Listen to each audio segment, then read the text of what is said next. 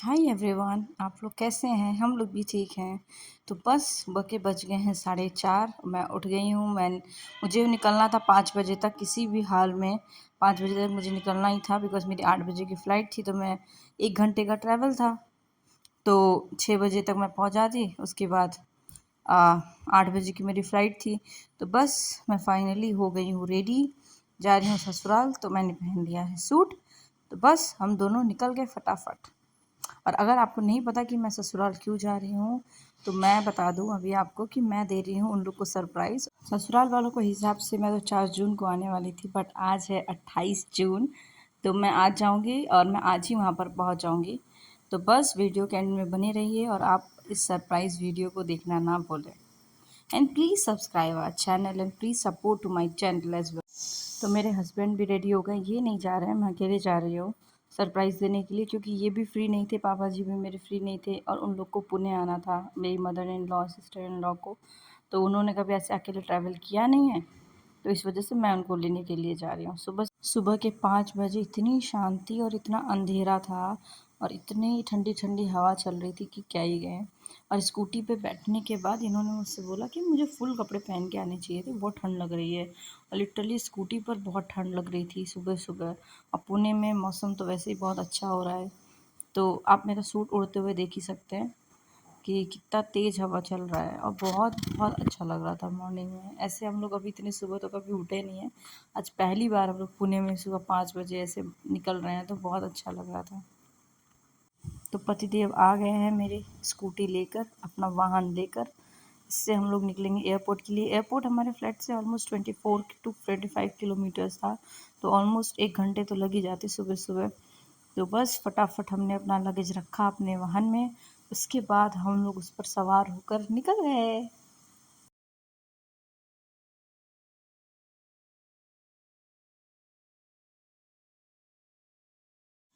सुबह सुबह बस हम लोग निकल गए। अभी तो अंधेरा हो रहा है, बट पहुँचते पहुँचते हम लोग को हल्की हल्की रोशनी हो गई थी।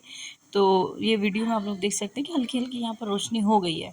तो बहुत बहुत अच्छा लग रहा था, चारों तरफ पेड़ पौधे थे, सुबह ठंडी ठंडी हवाएं चल रही थी और ठंड भी लग रही थी इनको। तो बस ऐसे बातचीत करते करते हम लोग पहुँच गए हमारे एयरपोर्ट पे। बहुत अजीब लग रहा था, अजीब लग रहा था कि इनको अकेले छोड़ के कैसे जाएंगे, कैसे सब कुछ मैनेज होगा। बट ये फेज़ तो आना ही था, कभी ना कभी इनको अकेले रहना पड़ेगा, कभी मुझे अकेला ना रहना पड़ेगा, ऐसा तो होता ही है। तो कोई नहीं, चलता है ये सब भी। तो ये भी अपनी स्कूटी खड़ी करके आ गए, मुझे बोले चलिए चलो तुम जाओ, वरना लेट हो जाएगा, अंदर टाइम लगता है एयरपोर्ट में। तो बस मैं निकल गई। फिर हम दोनों ने किया टाटा बाय बाय और मैं निकल गई अंदर एयरपोर्ट के, और ये वापस चले गए फ्लैट पर।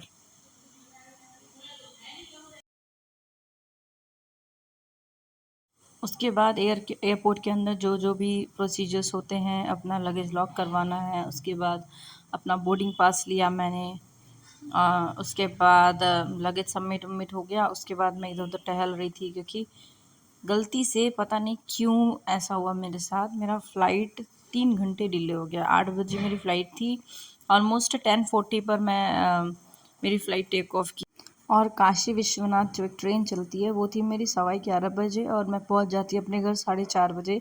बट फ़्लाइट इतना लेट में टेक ऑफ हुआ कि फिर मुझे अपने हस्बैंड को कॉल करके बोलना पड़ा कि प्लीज़ मेरी ट्रेन कैंसिल कर दो। तो उन्होंने ट्रेन कैंसिल कर दी। उसके अलावा मेरे पास कोई ऑप्शन ही नहीं था। मैंने कहा चलो बाद में देखते हैं, बस अगर मिलेगी तो बस ले लूँगी। तो बस मैं निकल गई, अब क्या ही कर सकते हैं।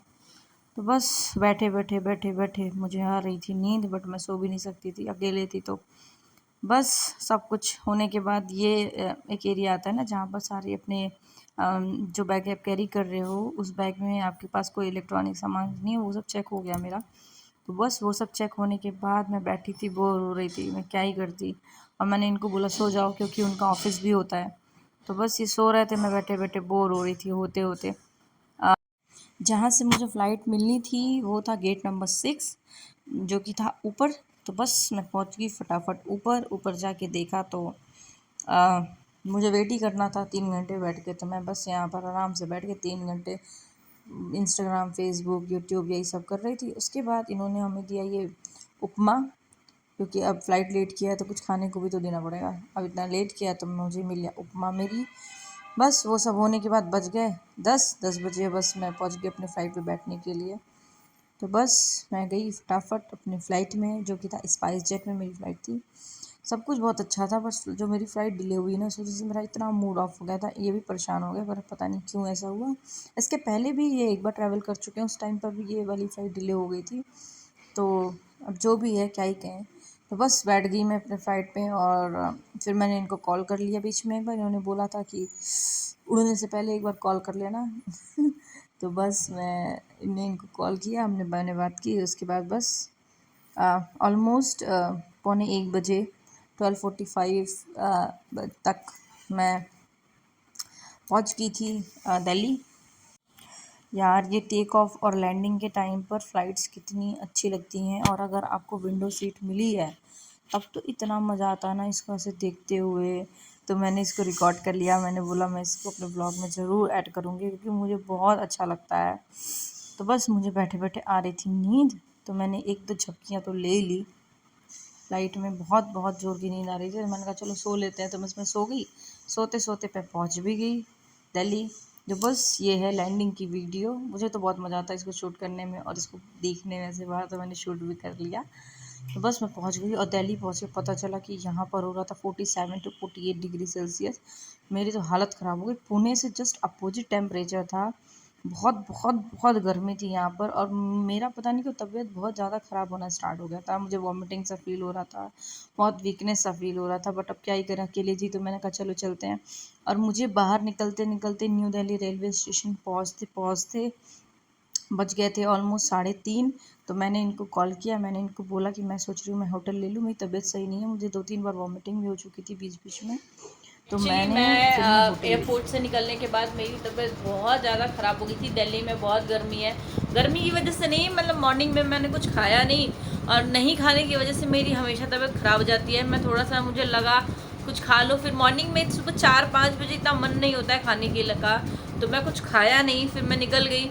उसके बाद मेट्रो में के बाहर निकलते ही मुझे वॉमिटिंग हो गई, फिर एयरपोर्ट के बाहर मुझे वॉमिटिंग हो गई। तो मैंने इनको बोला, ऑलमोस्ट टाइम ही बहुत ज़्यादा हो रहा था, और मुझे घर अपने ससुराल पहुंचने में ऑलमोस्ट 7 to 8 आवर्स लग ही जाते हैं। तो मैंने सोचा, और मैंने इनसे भी डिस्कस किया कि आज मैं सोच रही हूँ कि मैं होटल में स्टे कर लूँ। तो मैं अभी होटल में हूँ। मेरी तबीयत सही नहीं है, तो मैं थोड़ी देर लेट लिया। फिर इन्होंने बोला कि कुछ खा लो, मन तो नहीं हो रहा, बट मैंने कहा चलो मैं कुछ खा लेती हूँ। तो मैंने ऑर्डर किया है ये, एक तो होटल्स में खाना कितना महंगा होता है, तो मैंने ऑर्डर किया ये आलू का पराठा और दही। अब आप लोग बोलेंगे कि ये दो दही क्यों है, बिकॉज मुझे दही बहुत पसंद है, तो मैंने सोचा मैं दही खाऊंगा थोड़ा ज़्यादा, तो इसलिए मैंने दही खाया। उसके बाद मैं रेस्ट करूँगी, और मैं कल मॉर्निंग में निकलूँगी अपने ससुराल के लिए। तो वीडियो प्लीज़ एंड तक ज़रूर देखिएगा। तो बस पराठा खाने के बाद मैं सो गई 2-3 घंटे के लिए। उसके बाद मैं उठी, तो मुझे थोड़ा सा तबीयत ठीक लग रहा था, और मुझे कुछ बहुत अच्छा खाने का मन कर रहा था। तो मैं यहाँ पर, हम लोग शादी से पहले भी आए थे एक बार, तो बड़ा अच्छा लग रहा था यहाँ पर आकर। तो एक रेस्टोरेंट है दिल्ली में, रेस्टोरेंट का नाम है भगवती रेस्टोरेंट। अगर आप जाकर खाना चाहे तो आप खा सकते हैं, अगर खाना बहुत अच्छा लगता है। बस मैं उसके बाद फिर होटल में आकर मैं घर पर बात की, ताकि उनको ये फ़ील ना हो कि मैं अभी होटल में हूँ या कहीं पे हूँ। मैंने उनको यही बताया कि मैं अभी पुणे में ही हूँ। बस उसके बाद मैं सो गई। Thank you for watching and please subscribe.